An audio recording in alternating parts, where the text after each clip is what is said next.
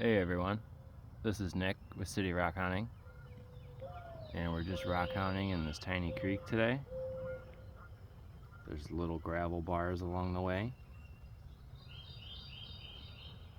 and I found my first fossil of the day here, Brachiopod shell. Not sure if you can see it yet.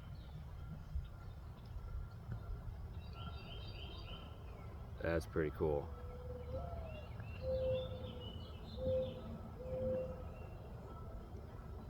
I love when you can find ocean life fossils, marine life, still in the water. That's cool.